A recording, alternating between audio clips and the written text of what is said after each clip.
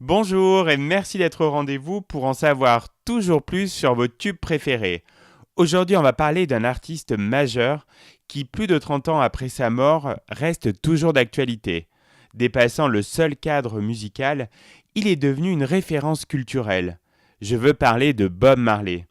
Et j'ai choisi l'un de ses tubes emblématiques, Could You Be Loved, chanté avec The Wailers, groupe jamaïcain qui l'a accompagné de 1974 jusqu'à sa mort en 1981. La chanson est parue initialement sur l'album Uprising le 10 juin 1980, puis en single 3 jours plus tard.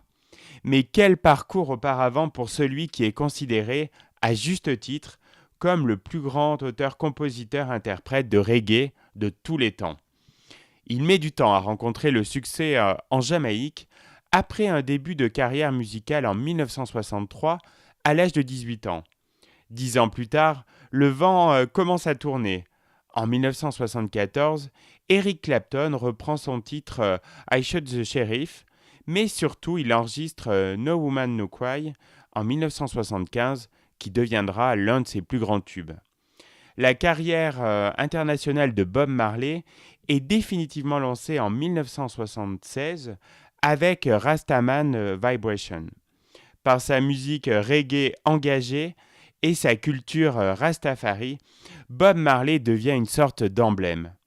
Uprising est le 8e et dernier album studio de Bob Marley qui se voulait la deuxième partie d'une trilogie qu'il n'aura pas le temps de finir étant atteint d'un cancer.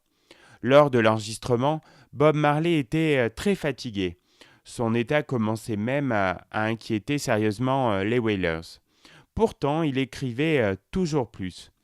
Comme son prédécesseur, Uprising ne contient que des versions originales.